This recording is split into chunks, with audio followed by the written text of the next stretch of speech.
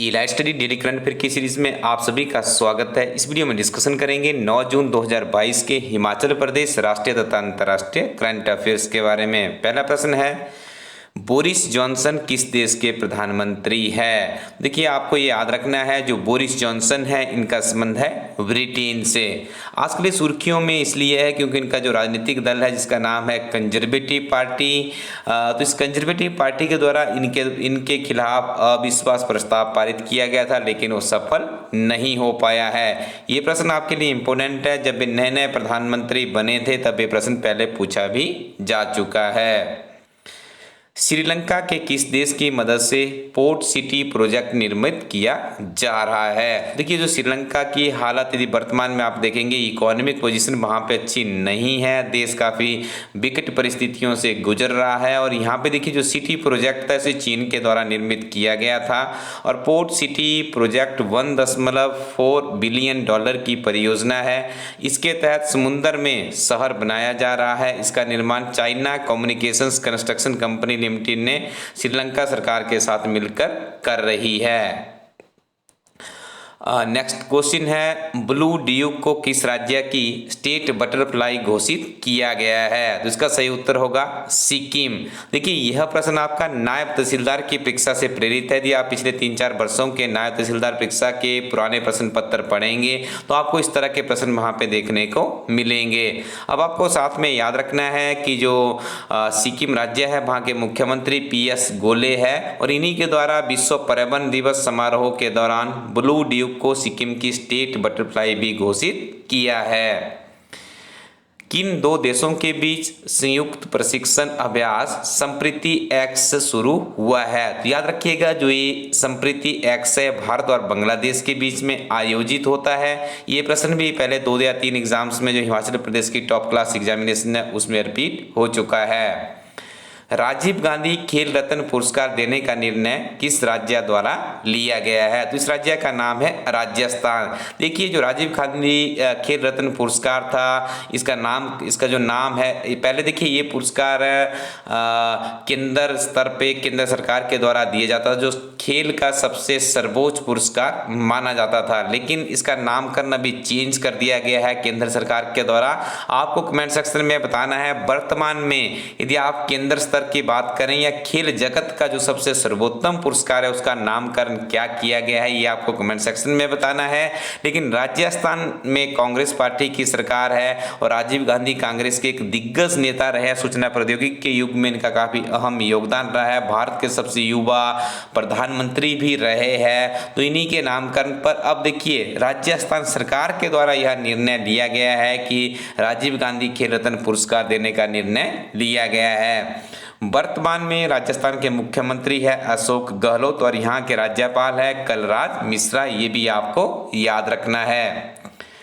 Credit liquid सरकारी योजना के लिए शुरू किए गए नए राष्ट्रीय पोर्टल का नाम क्या है? तो इसका नाम रखा गया है जनसमर्थ पोर्टल।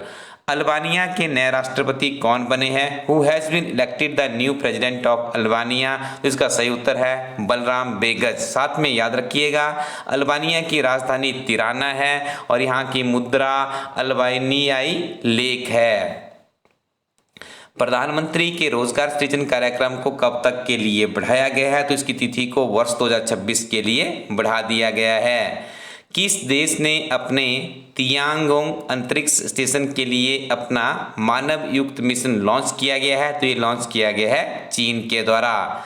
नेटो ने फिनलैंड, स्वीडन तथा 14 अन्य देशों के साथ किस सागर में नौसैनिक अभ्यास वाल्टॉप्स आयोजित किया है? तो इसे आयोजित किया गया है बाल्टिक सागर में। एशिया कप 2022 में भारत ने जापान को हराकर कौन सा पदक जीता है? तो यहाँ पे देखिए कांस्य पदक भारत के द्वारा जीता गया है। हाल ही में किस युवा महिला उद्यमी को टाइम्स बिजनेस अवार्ड 2022 से सम्मानित किया गया है? तो इनका नाम है रसीम साहू। हाल ही में भजन सुपारी का निधन हुआ, किस क्षेत्र से जुड़े हुए हैं? तो इसका सही उत्तर आप करेंगे संतूर वादक।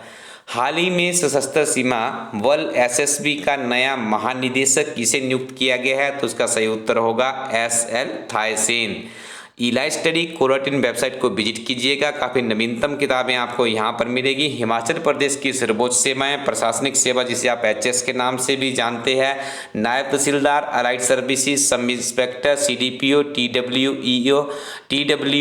ईओ, एसीएफ, आरओ जैसी 35 काफ़ी महत्वपूर्ण जो आपके प्रश्न पत्र है जो अंग्रेजी और हिंदी दोनों माध्यम में सॉल्व किए गए, इन किताबों को आप ऑर्डर कर सकते हैं और इन परीक्षाओं के स्तर को समझ सकते हैं। बहुत से प्रश्न यहाँ से रिपीट भी होते हैं जो कि आपकी आने वाली परीक्षाओं के लिए आपकी जो सफलता है उसका भी निर्धारण करते हैं। आगे हम डिस्कशन करेंगे 9 जून 2022 के हिमाचल प्रदेश के करंट अफेयर्स के बारे में। पहला प्रश्न है, पर्यावरण संरक्षण और सतत विकास को बढ़ावा देने में बेहतरीन कार्य के लिए नगर परिषद सुंदरनगर को कौन सा पुरस्कार से सम्मानित किया गया है? सबसे पहले याद रखिएगा जो नगर परिषद सुंदरनगर है जिला मंडी के अंतर्गत आता है और इसी नगर परिषद को पर्यावरण लीडरशिप अवार्ड से सम्मानित किया गया है। खेलो इंडिया यूथ गेम्स में हिमाचल प्रदेश की पुरुष कबड्डी ने कौन सा पदक जीता है? तो यहाँ पर देखिए स्वर्ण पदक जीता है हमारी हिमाचल प्रदेश की पुरुष कबड्डी टीम के द्वारा।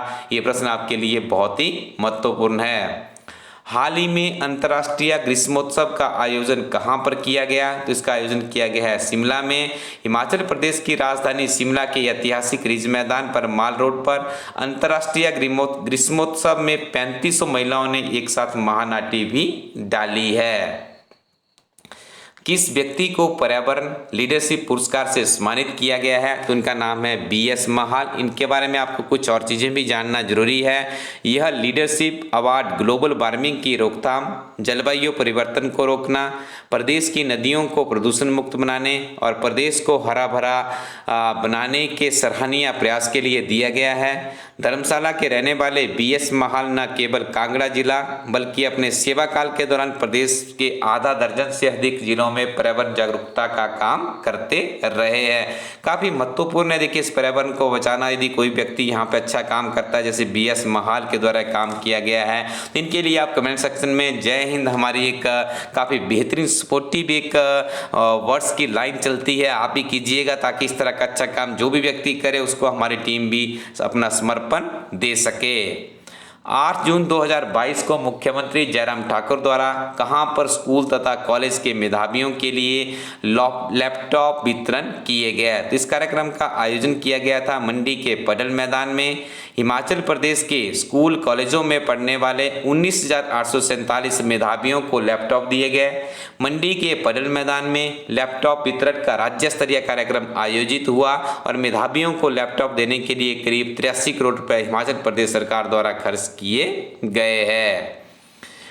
श्रीनिवास रामानुजन स्टूडेंट्स डिजिटल योजना किस राज्य से संबंधित है? तो ये योजना हिमाचल प्रदेश से संबंधित है। याद रखिएगा जो डिजिटल लैपटॉप वितरण का कार्यक्रम किया गया है इस योजना का जो मूलतः नाम है श्रीनिवास रामानुजन स्टूडेंट्स डिजिटल योजना रखा गया है। इलाइट स्टडी कोरोटिन वेबसाइट को विजिट कीजिएगा। जब आप इस वेबसाइट पर जाएंगे तो आपको बहुत सी महत्वपूर्ण किताबें मिलेगी।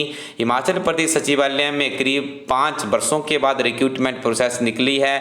82 पदों के लिए आवेदन मांगे गए हैं। आप अपनी स्क्रीन पे 2 किताबें देख रहे हैं। एक तो क्लर्क परीक्षा 10,000+ का क्वेश्चन बैंक है जिसमें आपको सचिवालय परीक्षा के प्रश्न पत्र पर बहुत ही महत्वपूर्ण अध्ययन सामग्री मिलेगी। दूसरी तरफ हिमाचल प्रदेश के सामान्य ज्ञान का संक्षिप्त सार गर्भित अध्ययन सामग्री से लैस एक किताब है। यदि आप इन दोनों किताबों का इस्तेमाल करते हैं तो निश्चित तौर पे आपको आने वाले समय में काफ़ी सहायता मिल सकती है। तो किताबों के लिए आप विजिट कीजिए इलाइट स्टडी कोरोटिन वेबसाइट को। Thank you very much, keep watching elite study YouTube channel.